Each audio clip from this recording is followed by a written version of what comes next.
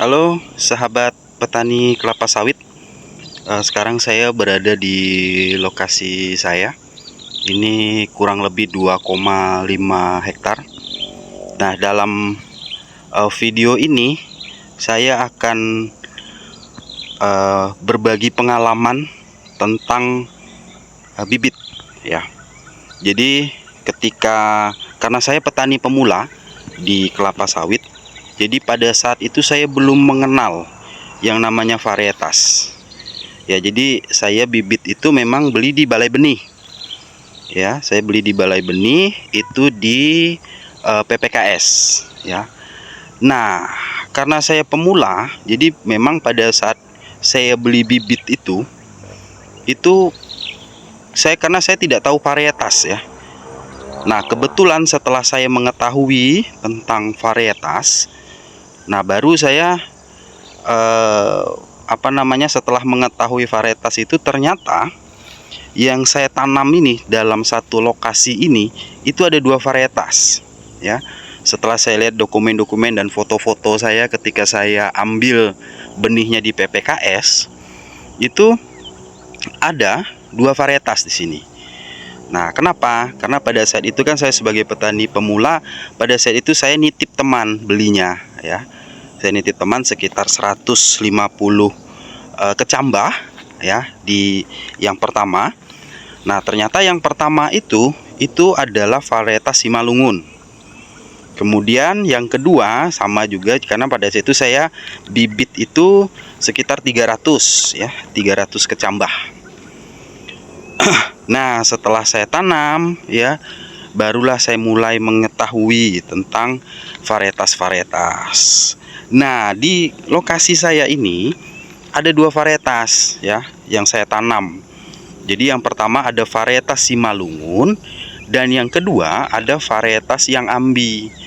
Jadi nanti kita akan lihat performa dari masing-masing, tapi karena ini sudah dalam satu lokasi itu tercampur, nah mungkin ketika sudah besar nanti baru kita bisa mengetahuinya kalau melihat karakteristik dari setiap varietasnya.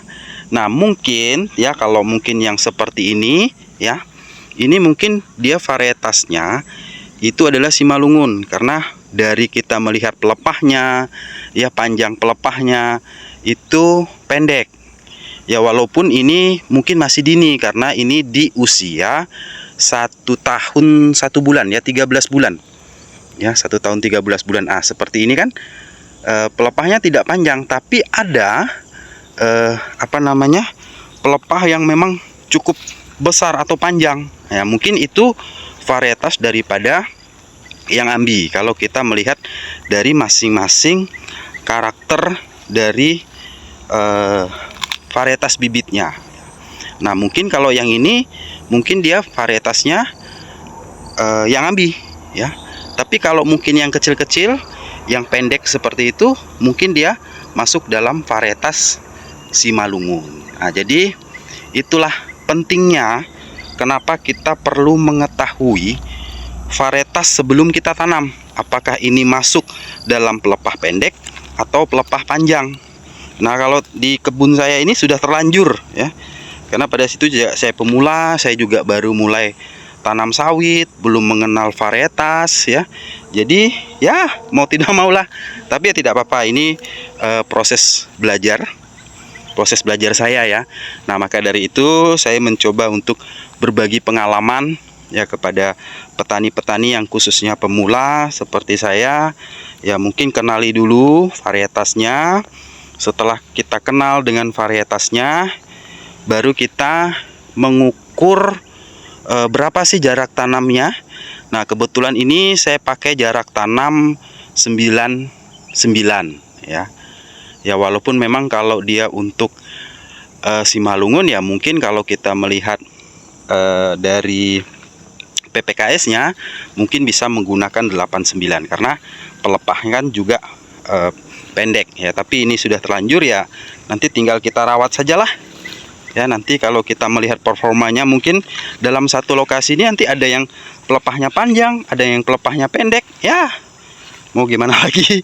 Nah, sama seperti ini. Mungkin kalau performa yang ini kita melihat mungkin ini varietas daripada yang ambi. Tapi kalau mungkin dia kecil ya, maksudnya bukan kecil batangnya, tapi mungkin pelepahnya ya, pelepahnya pendek ya.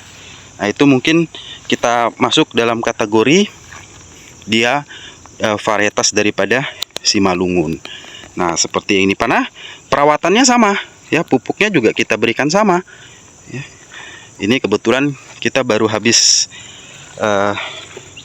penyemprotan gulma, karena memang sudah tidak mampu lagi menggunakan manual ya, kita gunakan semprot ya.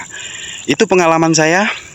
Mudah-mudahan ini bisa menjadi pelajaran buat petani-petani kelapa sawit. Terima kasih.